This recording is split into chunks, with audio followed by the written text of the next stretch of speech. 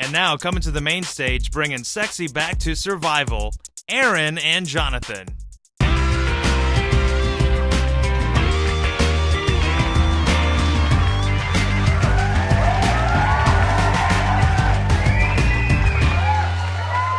Howdy, and welcome to episode 16 of In the Rabbit Holes Urban Survival Podcast. We're your hosts, Aaron and Jonathan.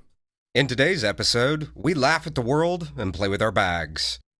Parental discretion is probably advised. You are in the rabbit hole, safe and sound.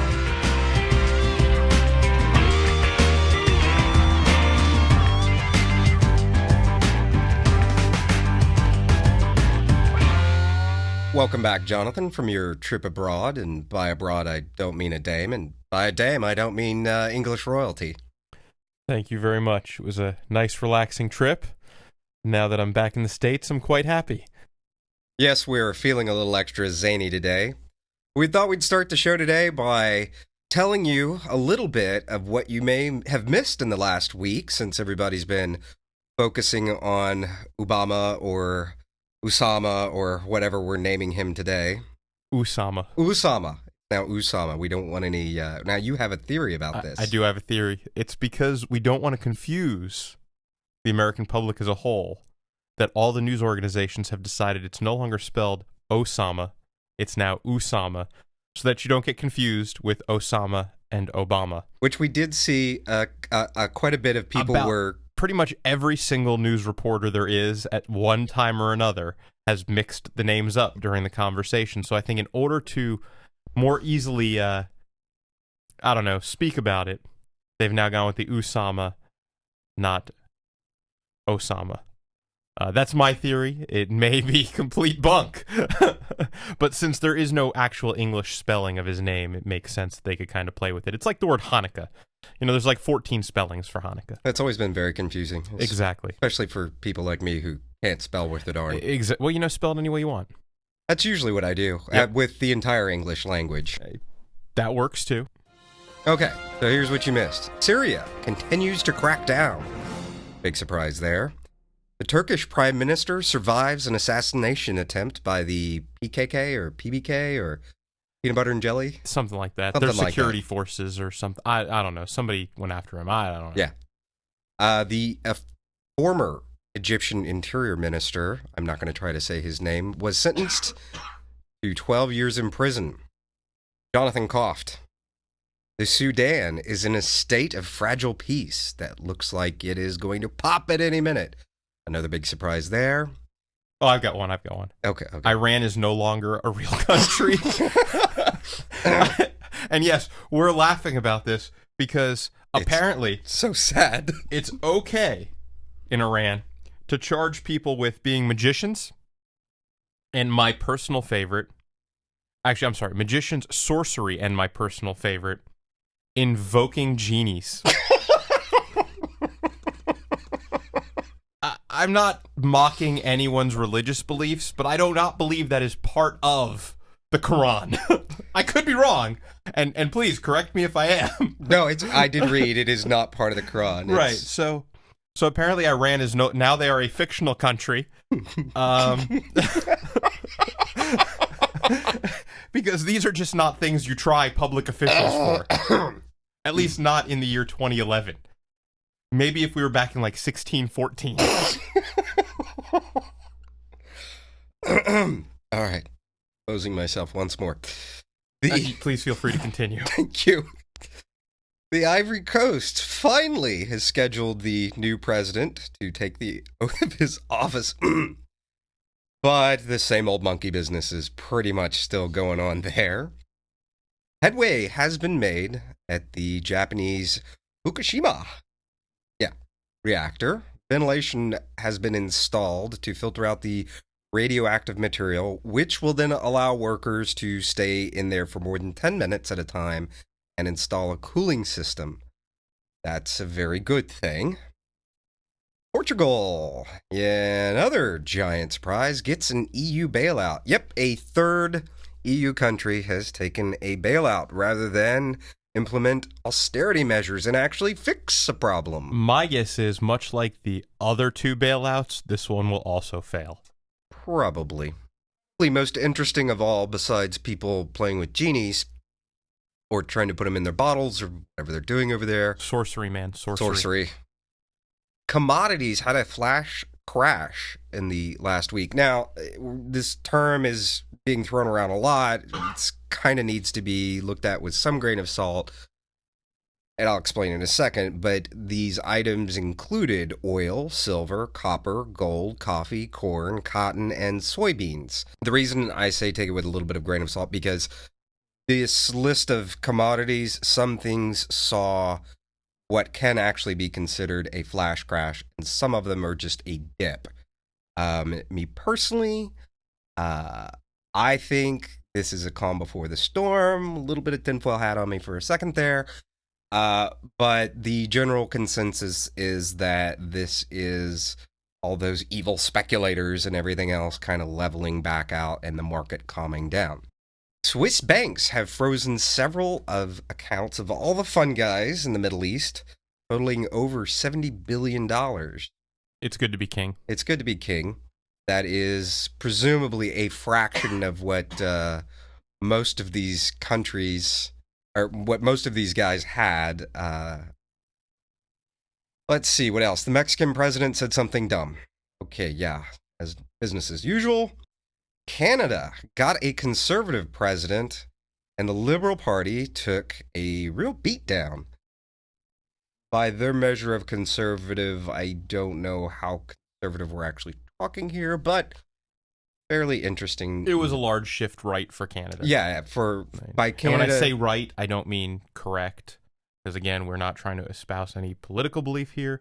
I'm just mean on the political scale, it was a large shift to the right. Gaddafi may face war crimes. Yeah, I know, no kidding. That big surprise there. UN report recently out projects the world's population to hit 10.1 billion by the year 2100. I'll be gone. Yeah, me too. Well, most likely. Unless I'll be pickled. Or frozen. I'm considering being frozen. Frozen might work. Frozen. Pickled. I hear it's kind of chilly. This is up from previous estimates of 7 billion. China, though, is expected to experience a population decline in the coming decades as they become more industrialized and more prosperous. It's kind of a normal trend for prosperous countries. They start to see a population decline. And that's going to wrap up the news you missed. This is not going to be a normal segment, we just thought. Since all of the news is only covering one topic, and you can guess what that is. If this show gets listened to a year from now, you can still take a guess from what that is. Probably. We thought we would fill everybody in if they hadn't already read this stuff. All right, now on with the meat of the show. Bags. So we've talked about Aaron's bag obsession before, and a little bit of my knee-jerk reactions as well, but mostly Aaron's bag obsession. Sure, blame it all on me. And so we figured we'd do an entire show dedicated to the types of bags you might want to have in order to be properly prepared, what you might want in those bags, and a lot of, our general opinions and beliefs and all that good stuff. So Aaron, why don't you get it started since you are the bag guy? I unfortunately did properly earn that title. Now, I'd like to start this off today by saying these are opinions about bags. And there are as many ways to build out a bag as there are opinions in the universe. Go on to a forum, you will see forum threads go on for pages and pages and pages about the perfect bug-out bag. Much like conjuring genies, there's no one right way. This is very true. So, what I'm going to give you today is going to be a general outline. These are things I feel are important to have in bags. And I'm even going to talk about some optional items. Let's start with the all too famous bug out bag. Well, a bug out bag is, by most definitions, a bag that is intended to maintain you for 72 hours. That bag there seems to be some confusion about that bag. A bug out bag is built to be able to fly out the door in a second's notice, filled with all the gear and all the stuff you're going to need to survive in some crazy apocalyptic scenario for 72 hours. Well, let's take a deep breath, step back for a second. Most likely, you are not going to experience an event where flying out the door is the answer, barring some specific instances, like if there is a train derailment in your area. But even that Zombie attack. A zombie attack. Well, I don't know. You might, depending on if you have that zombie house like we posted on Facebook this week. That's true. You might just say, lock it down. But a bug out bag is really, the way I've come to look at bug out bags is they are a really great way that if you are leaving your home, they are a great way to not forget anything. Because in that event of an emergency where you need to leave your home or whatever place you're in, you don't want to have to be thinking about what goes in this bag. What do I need? It's like, every time I pack for a camping trip, no matter how many years I've been camping, if I don't keep my stuff organized and pre-packed, I always forget something. I don't know if you experience the same thing, Jonathan. I would agree, keeping it organized and ready to go. One thing I will add to this, and this goes back to what you were saying, there's a lot of beliefs about what a bug-out bag needs to have in it, and some people think it needs to have everything you might need in the apocalypse. If your bag weighs more than you do, you may have too much in your bag.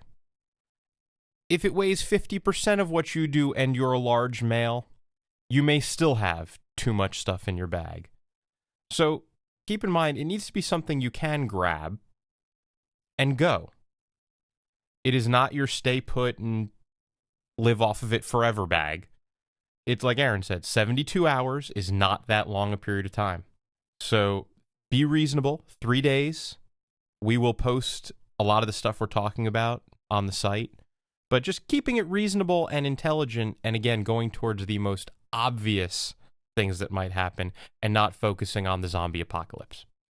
But I like the zombie apocalypse. I know, and it's fun. It is. But we will set that aside for a little while till we make our next zombie joke. Another thing that strongly needs to be considered is each family member needs their own bag that includes small children. Whether or not you choose to keep that bag in that child's room at whatever age appropriate place they're in is up to you as a parent. I'm not going to tell you how to parent, but I am going to say each person in the family needs their own bag. Les Stroud of Survivor Man points something out in his book where he often sees the husband be the one carrying all the survival gear and whatever else. He would stop people a little bit into their treks when he was teaching classes and ask everybody to take and show all their stuff. And some couples were very good about it, and both the husband and wife would have matching survival gear. But more often than not, the husband would be carrying everything, and the husband would kind of say, well, it's my job. And the wife would say, well, it's his job. And Les Stroud would point out what happens if something happens to him. You get separated, dream up something. What happens if he's not available with all the stuff? My personal favorite is Baby Bob's. Yeah, Baby Bob's. Baby Bob's. You should, and I say this in jest because it sounds funny, the Baby Bob, but even small children, babies included. Yes. Even if you're the one carrying it, there should be a Baby Bob. That way you have the items you need for that baby separate from everything else you have so that you can make sure you have it. And since I have no small children, and it's been a very long time since I've had to deal with small children, I'm not today going to go into a list of items that would be recommended for children or especially small children. But for all you parents out there, leave items in the comments section for our other listeners to be able to see and, give your opinions. Let us know what you think, and we'll include it. Yeah, moms, especially if you'll get on today and maybe list out some recommended items for small children and babies, or even dads that tend to the children a little more. We would really appreciate it, as would the rest of the listeners that have an interest. Assume that everything I'm going to talk about in these items for the bug out bag is a 72-hour supply.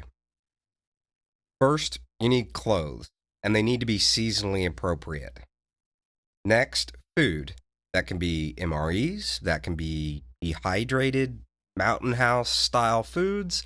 It can be sea rations. Personally, I'm a fan of the sea rations. They pretty much will never spoil. MREs will spoil in theory based on what kind of environment you keep that bag stored in. So if you keep this bag stored in your car or truck, the lifespan of that MRE or even those dehydrated foods is going to decrease. Well, and sea rations are small, lightweight, very Yes. easy, and we're only talking about 3 days, so the idea of getting bored with it is probably not going to happen unless you require variety for every meal you have. Yeah. And sea rations, you can actually comfortably store enough sea rations in your bag to go much longer than 72 hours. They are very compact. Next item, water purification and sanitation. There's all kinds of sanitation tablets you can get. There's all kinds of hand purification pumps, sterilizing pans, all kinds of stuff. I'm not going to recommend any one of those.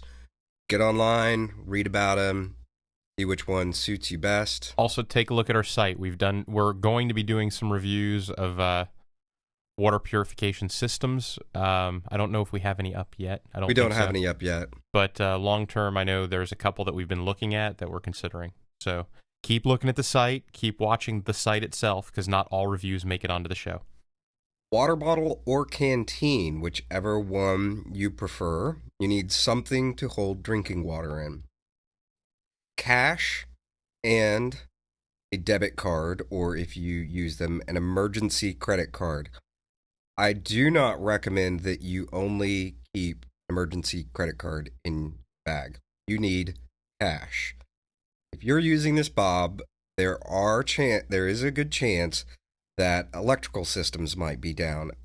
Credit card, information, data lines, all of that could be down. Some cash in your bag.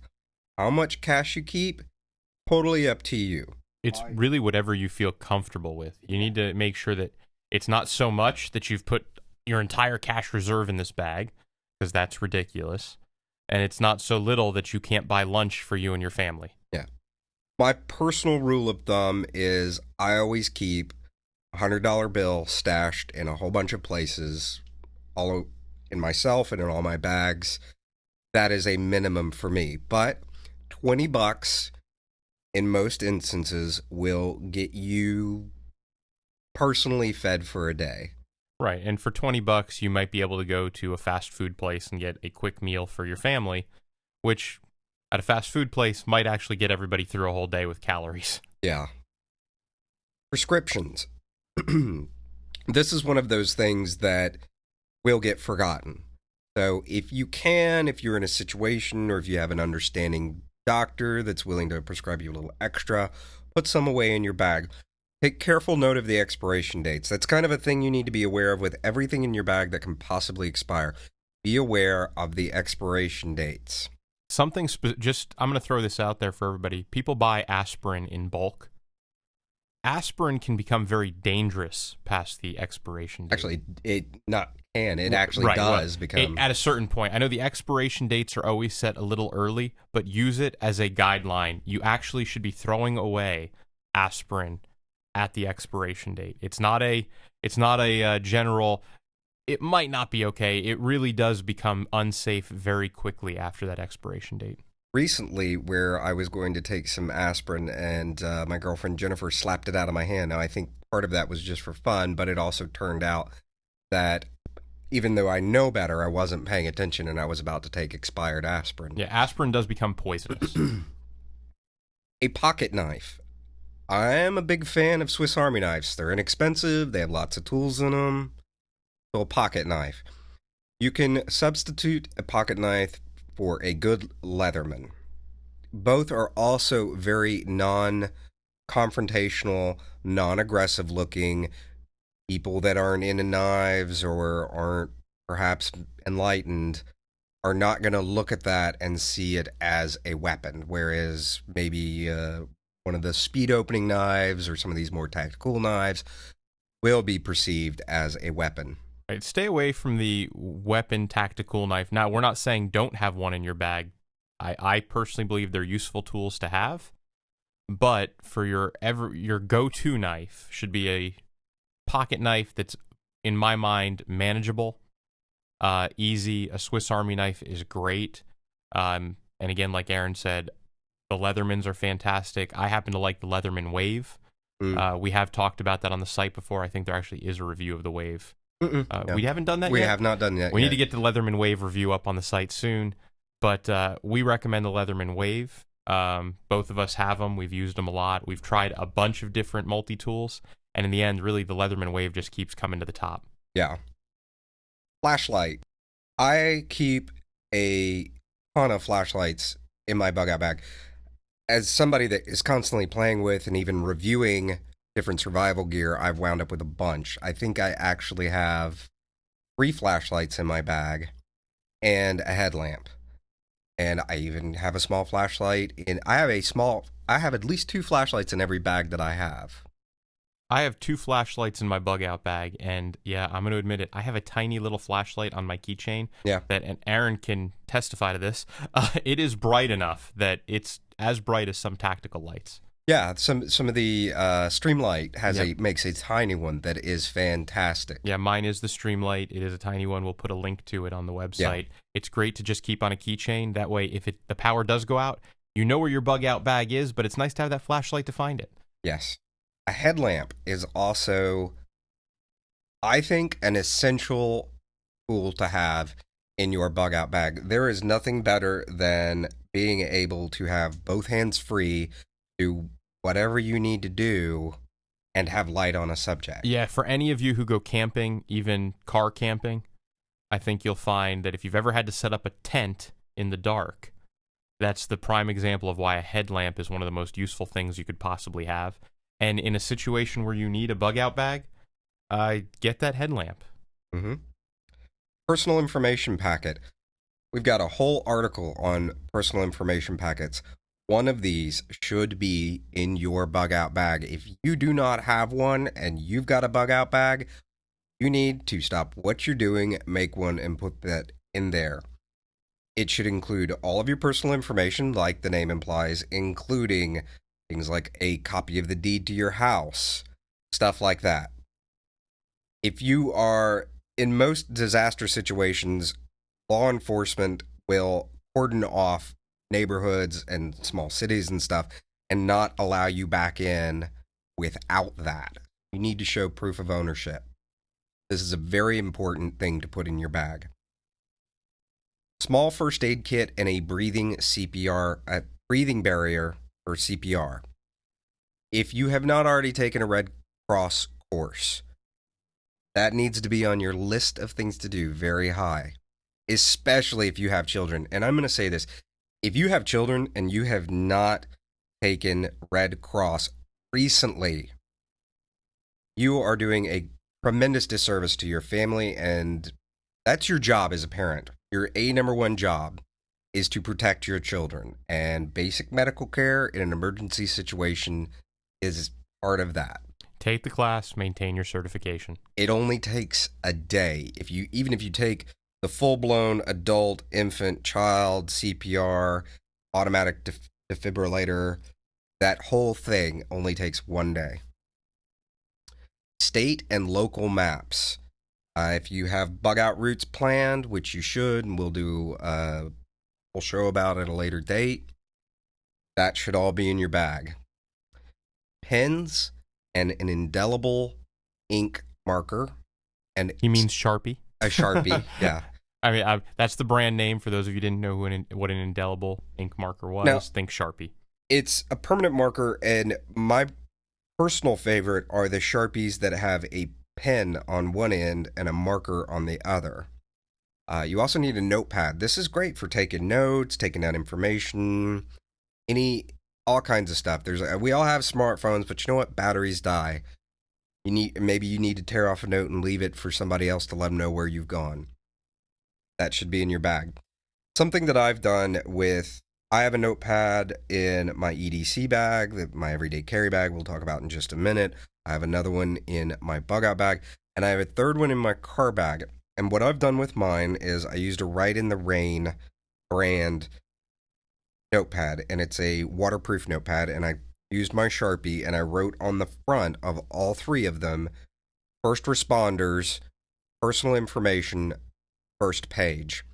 And then when you open it up, I've got my name, my date of birth, my home address, my medical insurance information, my primary care physician's information, my Texas driver's license number, my Texas concealed handgun license number. Other useful information, allergies, any known medical conditions, things like that. Anything a first responder needs to know about you, that you need to tell a first responder if you are unconscious. On the first inside page, I listed all of my most important contacts. That list includes all of my immediate family, all of my closest friends. That also, for me, since I have so many friends that are in law enforcement, I've listed the highest ranking law enforcement officer that I know from each of the different law enforcement agencies, put their name, put their number, and put what department they're with. So we've got Homeland Security, DEA, Secret Service. If you know any officers, make sure you put their name in there. You never know. That information may somehow come in handy. Better to have and need. If it doesn't help you, it sure it's doesn't not going to hurt hurt you. either. Yeah. Work gloves.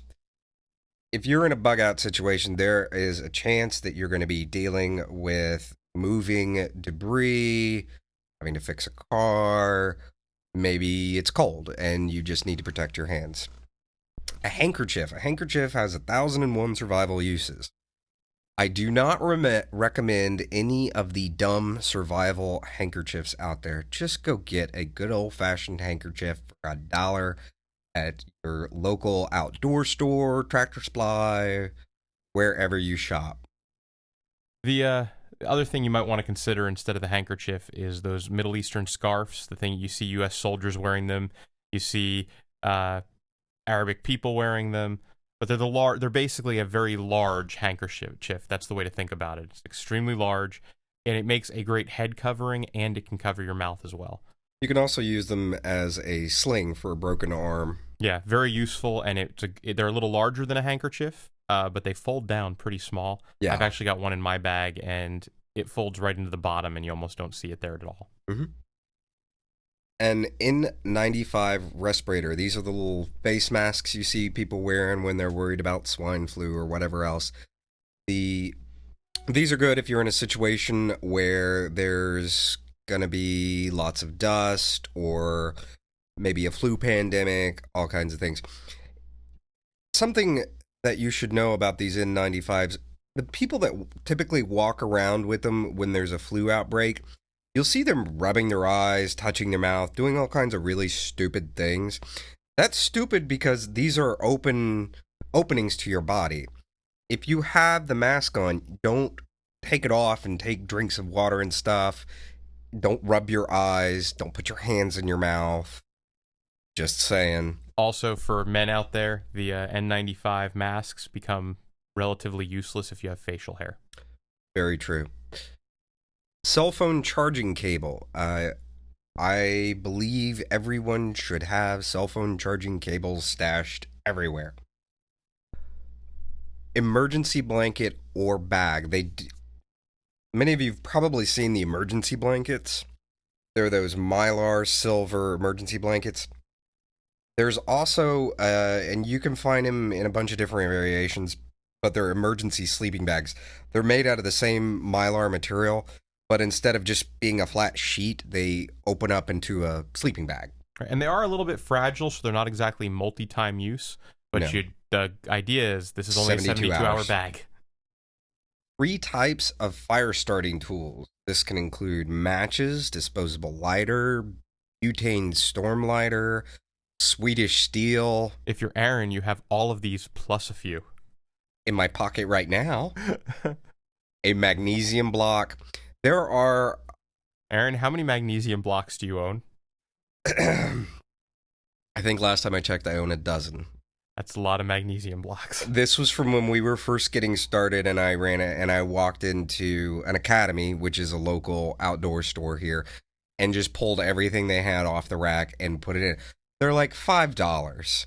So, and then I went around to all of my jackets and bags, put a magnesium block in every single one of them. To that point, though, magnesium blocks are relatively cheap, $5. Extremely lightweight. Disposable lighters are extremely cheap, very lightweight, and matches are extremely cheap and very lightweight. If you had those 3 things in your bag, you're covered. Yeah. Optional things. A compass. If you don't know how to use a compass, learn how to use a compass. And do not rely on the compass in your cell phone. No. As Jonathan and I have learned many a times and sworn at them, not by them, they can be stupid. And your cell phone could die. Yeah. I mean, this goes back to why did Aaron say you need maps in your bag? GPS is great, and I think, in my opinion, I love the fact that both my cars have GPS in them. I have a GPS unit outside my cars. I love GPS. But GPS can fail because power can fail. I'm not telling you that there's no grand conspiracy here that the satellites will go down or anything like that. The issue is that when the device runs out of power and there's a blackout, well, unless you have a battery backup for it, you're going to need to use maps and a compass. 100 feet of paracord takes up very little space. Stuff holds 550 pounds. 1,001 uses for it. I even watched Ron Hood, one of his, in his urban survival video, do a whole thing where he talked about how to use that to rappel out of a burning hotel. And while it sounds very extreme and elaborate, it was actually very interesting. He made a fantastic argument for it. On a simpler note, if you're out and you decide that your bug out location is a campsite somewhere, it's a good way to hang your trash or hang your food so that animals don't get to it. I mean, it's just a very useful product to have in your bag. It's very inexpensive. It's very lightweight. It doesn't take up much space. I've got a lot. I've got between a lot the two of us, we have thousands of feet of it. Extra batteries for all of your electronic devices. You can also get some of the quick chargers that work with your cell phone that you can stick AA and AAA batteries in, and they will then give you a fast full charge for your cell phone. I actually keep, and we'll talk about it as part of another bag also, but I keep my Juice Orange solar charger in my go bag. Actually, I keep it in my everyday bag, so it's with me all the time. Some backpacks have built-in holders and pockets and stuff for Camelback and the like water bladders. I've got one in my bug out bag, but as we've talked about in the past, my bug out bag is nuts, and I've never stopped to remake it. One of these days I will, so I don't look like I'm invading a small nation. Let's see. Other items. Fixed blade knives. A fixed blade knife is very different from a pocket knife. It has different uses. It's a consideration. If you understand knives, consider putting one in. Check your local city laws. Yes. There are cities that have all kinds of rules against carrying of fixed blade knives. Yes. So just check. As with all of any weapons, knives, anything like that, make sure you understand your local laws. Yep. The extra if you carry a gun, extra magazines and ammo. This is not to say that you need a dozen AR-15 mags hanging off the side of your bag. If that's your thing, I'm not going to harsh on you about it, but 1 or 2 extra mags and some ammo, good idea. Right. And actually, it's not on the list that we're about to give you, but I'm going to add it in right now. In my bug out bag, I keep my ultralight 22. We talked about 22s in a recent show. I keep it's a Ruger Mark I with a Tactical Solutions upper on it, which makes it extremely lightweight. I keep that in my bug out bag with a brick of 22 ammo. So in addition to my regular everyday carry gun, I keep that in my bag. Lip balm and chapstick. People get nervous, under stress. They have a tendency to lick their lips and rub them raw. I actually, if the weather changes more than 10 degrees cooler, I immediately get chapped lips. So I keep chapstick all over the place. Duct tape. The redneck tool for fixing everything. Including broken legs. Yeah, that is true. Other things. And I say other because these will be more specific to your gender. Feminine napkins. People often talk about using feminine napkins for bullet holes and wounds and stuff. While if you have nothing else, they will work. They will also create issues when they clot. The clot will then bond with the cotton, and it creates an issue later when they've got to get it out. But if it's all you've got, it's all you've got. There are infection issues too. So, yeah. If you can get stuff that's specifically made for it, like Israeli clot kits. Yeah. I guess the Israeli trauma kits, actually. They have clotting agent, all kinds of stuff you need. If you think you need that, go for it. I actually keep the just the clotting stuff in my everyday bag. Yeah, I just do to too. have all the time because it's a useful tool. Mm-hmm. Condoms. There are 1,001. I know it's funny, but 1,001 survival uses for condoms that we will have an article in the future, probably not in the near future, but we'll do an article about it. There's also a here in the Gulf Coast, we have a thing called hurricane babies. Some people call them Christmas babies, but hurricane babies specifically are, well, for the adults in the show, sometimes you get bored when you got to bug out or bug in, so things happen. Hurricane comes through, you're stuck in your house for a few days. Things happen. Yes. I'm going to add one more thing to the list also. I keep a couple of my daily hygiene products in my bag too. Toothbrush, toothpaste, just your basic Dobb kit of all the things you would have if you were traveling. Just a little bag full of those things is useful because it allows you to maintain that daily routine concept. Keep a razor in the bag. Keep some shaving cream. Keep toothpaste, toothbrush. If you use hair cream, bring it. If you use something else, bring it. For women, maybe some of the makeup that you like to wear.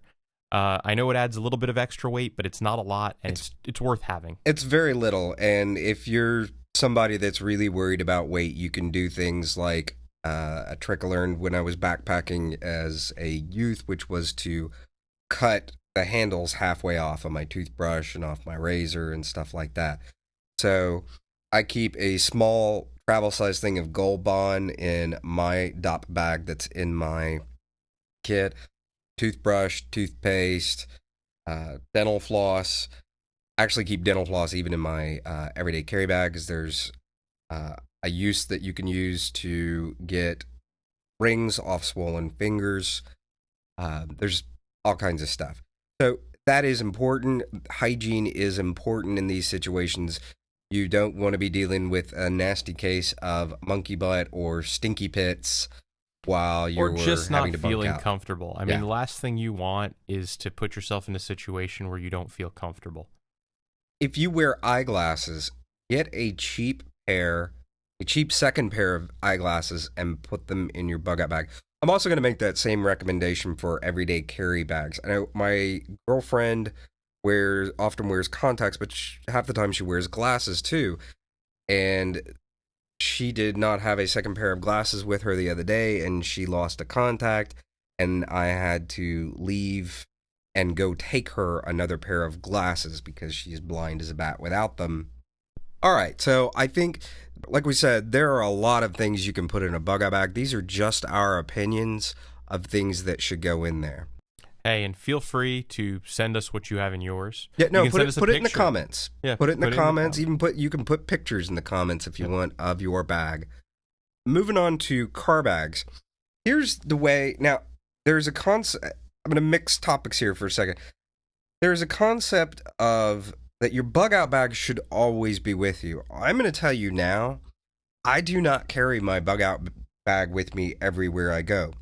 For the simple reason of when I travel from my house to my office, it is 16 blocks.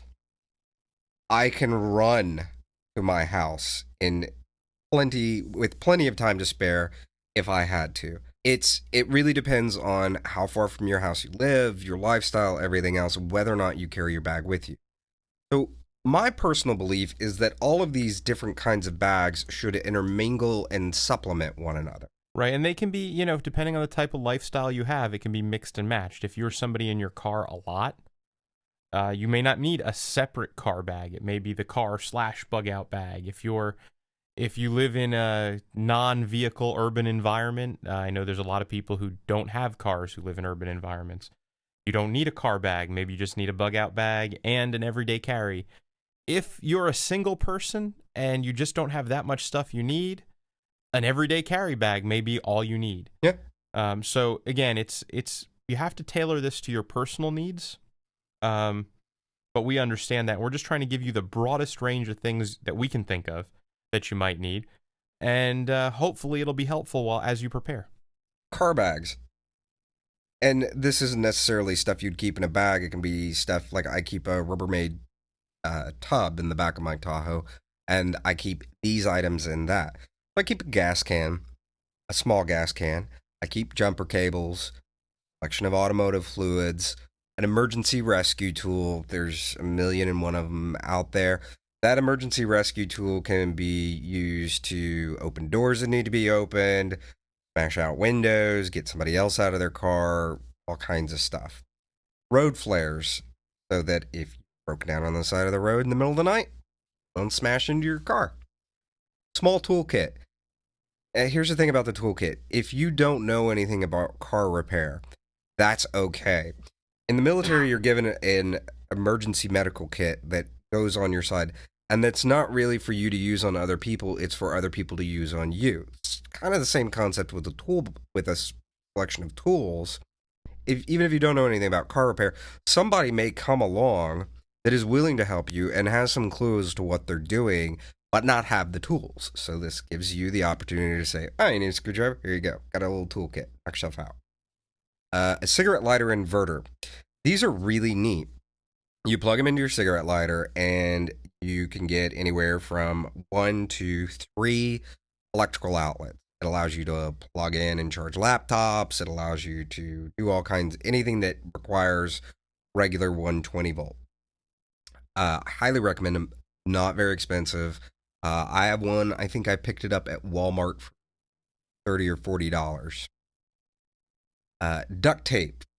Again, it's duct tape. What else needs to be said? You can use it to temporarily repair hoses, and then, of course, everything else you can possibly think of. Yeah. I keep in my car a secondary bag underneath one of the seats. And in that bag, it keeps one set of clothing. It keeps C rations. I do keep a large first aid kit in my truck.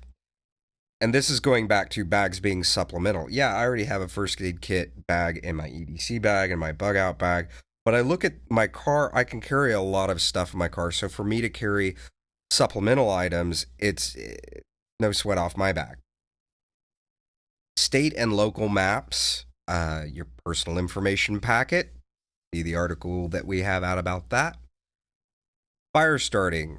Again, you've got plenty of room, so 3 different ways to start a fire. Work gloves, handkerchief. Pretty much, it's going to be most of the same stuff that you would keep in a bug out bag. Keep at least a small cache of it in your car, too.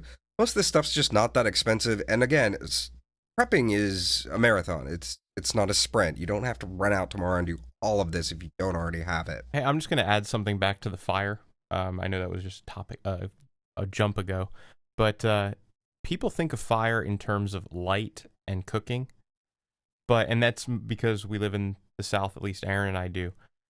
Every single year, people die in their cars because they get caught in blizzards and other kinds of snowfall.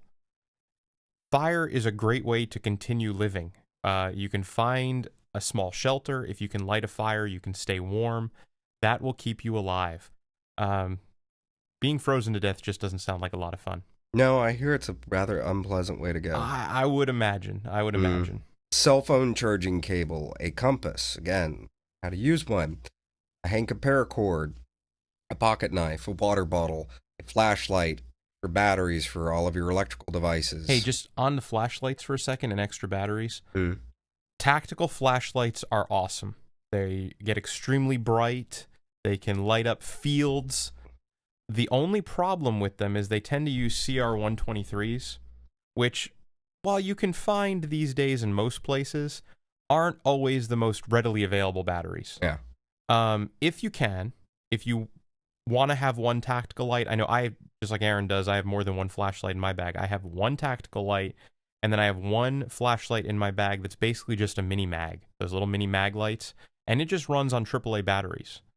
AAA batteries you can get anywhere. I mean, even if you don't have spares, you run out of spares, whatever it might be, you can get AAA batteries in a lot of places. So I recommend keeping one AAA battery flashlight in your bag if you are going to do a tactical light. Do one that's also a standard battery light. Yeah.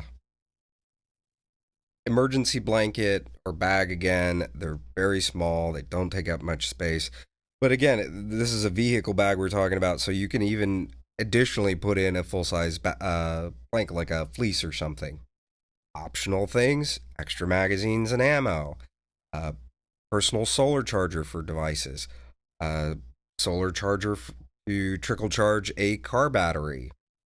Yeah, into your car, you can put a 10 in. Now, I actually do have Jason McConnell did something, I don't remember what the deal was, but he was buying a Hennessy hammock tent. Right. And whichever one he bought, they also gave him the base Scout version of that also for free. And I ended up trading him, I don't even remember what, I traded him something for it. And that's the structure I keep in my truck. Now, something I will say is if you have a family of 4, don't put a 2-person tent in the car. And don't believe what they count as a people. 4-person tent is maybe 2 adults and 2 children. Yeah, I could see that. Unless you really like sleeping on top of each other like ferrets. Yep. And now also keep in mind your car does make a good shelter.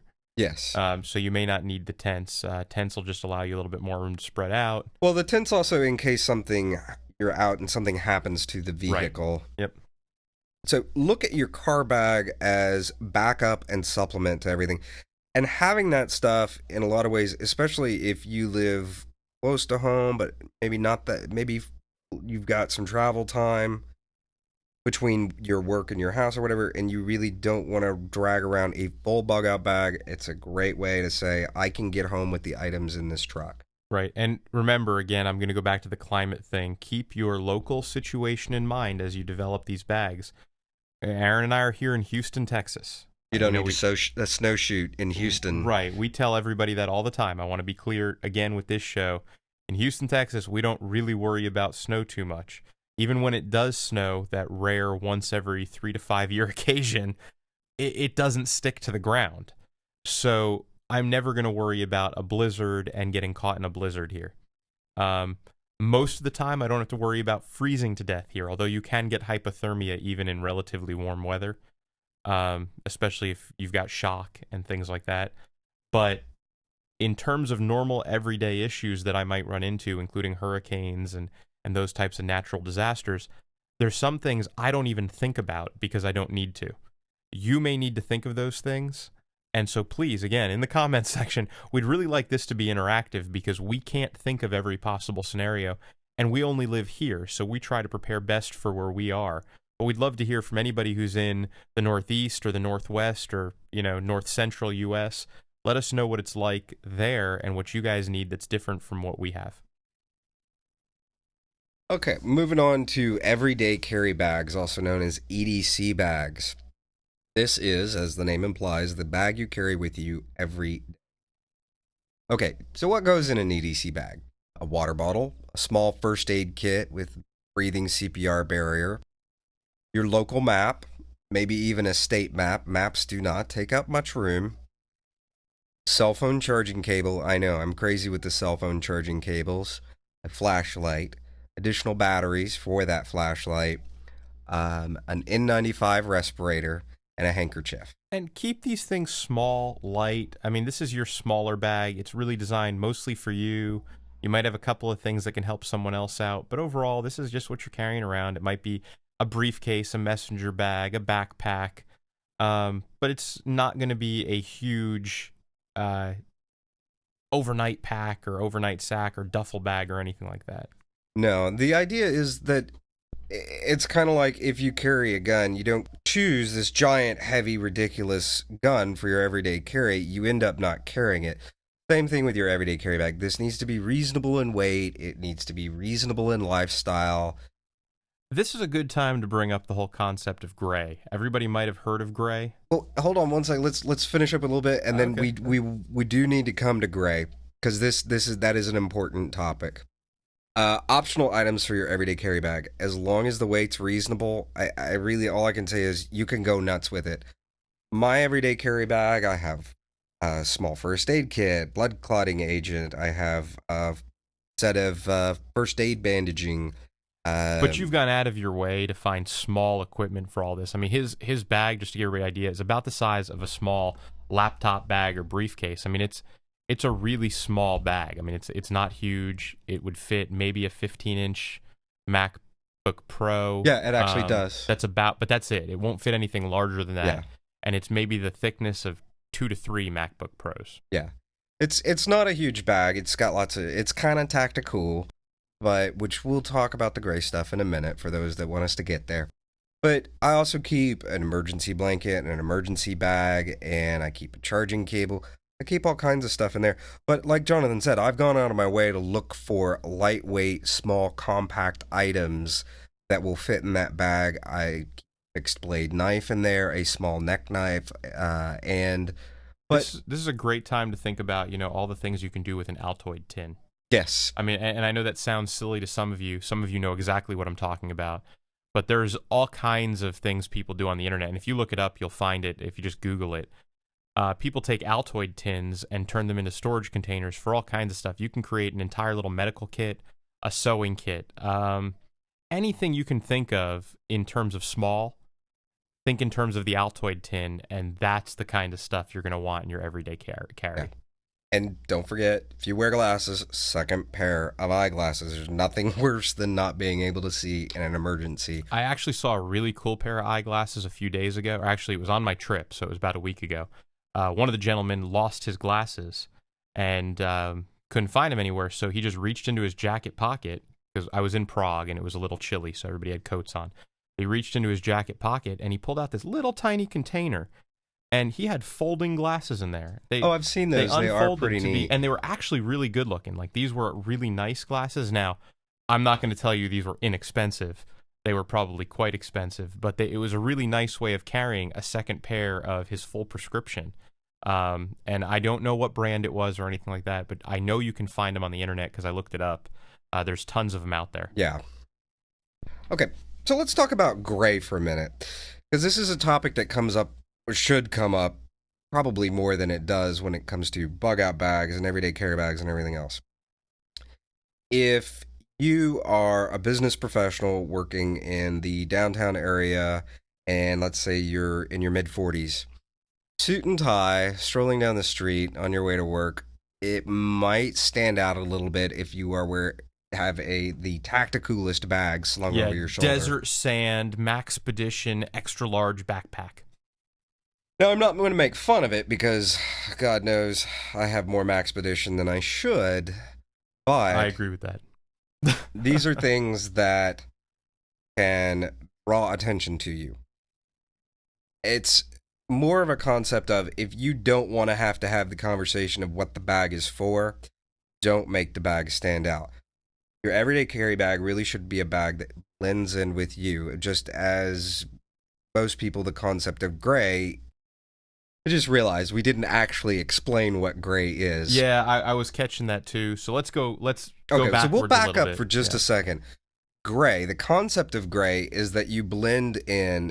Think of it as everyday life or urban camouflage. It's often used in terms of military contractors who go to foreign countries and don't want to look like military. So they call it going gray.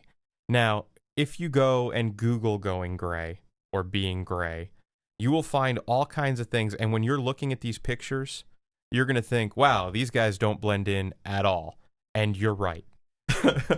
So most of the time, what you see as gray is only gray to the people who are doing it. And it's probably much more gray in the situations they're in because they're not in normal urban America. So think in terms of gray as the way we're talking about it as almost normal urban American camouflage. Yes. But we're not talking about digital camouflage. We're talking about camouflage in the sense of blending in with your normal setting. Truly blending in, meaning, for instance, myself, in the world that I live in, where I do management consulting and things like that, I don't usually have to wear a suit, but I do need to dress what's, commonly referred to as business casual. I have a messenger bag with me most days. On some days, I actually do have to dress up, and I have a nice leather briefcase. Those are my everyday carry bags because that's what's with me. Aaron, who works for himself, and he works usually in his business warehouse, he can wear shorts to work, and he'll be wearing a polo maybe. So a Maxpedition briefcase is not out of the ordinary for him. It doesn't look particularly strange because he's wearing shorts, sandals, and just a standard polo, so it's not overly odd. But if you're a suit and tie kind of guy or a pantsuit kind of gal, and you're wearing a Maxpedition backpack with that, you're going to look out of the ordinary. You might want to consider a briefcase. If you're a student, you're going for your master's degree in something, a backpack, but it doesn't need to be a survival backpack. It can be a regular backpack that you make fit your needs. And by doing that, you've gone gray. And the concept of that is you've blended in. You've made it part of who you are rather than something that's out of the ordinary and not part of the regular look that you have day in and day out. And I see people quite often obsessing over how gray they are or what kind of gray or this or that. Right. And that makes sense if you are, like we talked about a little while ago, a military contractor or somebody who is in a situation where you could be, you very likely will become a target. Right, and the big thing about them is, remember, they are actually trying to look like something they're not. What we're telling you is use this technique to look like what you really are. We're actually telling you to not go out of your way and go buy some crazy backpack. Instead, use what you currently would carry every day and use that to the best way you can to be your everyday carry. Now, you may find that there's a bag that better suits the need, but it's still within that genre or style. But we're not telling you to go out. What we're really telling you is use what you have, use what you know, be yourself, and don't go out of your way and try to become some, and I'm going to use it, I'm going to say it, crazy survival nut person who's running around with, Maxpedition backpack and combat boots and that kind of thing. Now, if that's what you do every day and that's your normal look, go for it. If you're living the tactical lifestyle, then go bananas. I personally, and I'm going to admit it, I have a real nice Jack Spade messenger bag. It's waxed canvas. I love it. It wasn't it wasn't that expensive. It was under $100. Yeah. And it holds everything I would need and then some. Very comfortably holds my laptop, my iPad, and all the other stuff we were talking about. I've got a first aid kit, a clotting kit. And again, my clotting kit is not because I'm concerned about bullet wounds or anything like that. My clotting kit is even if I fall somewhere and cut my leg open. It's just nice to have. To be able to stop bleeding is a good thing. So I've got that in there. I've got a flashlight in there. I've got a multi-tool in there. And obviously this actually changes because I do fly for business on occasion. So when I'm flying, sharp objects come out. Certain things in the first aid kit come out. So you need to start thinking that way of what do I have when I'm in my home area?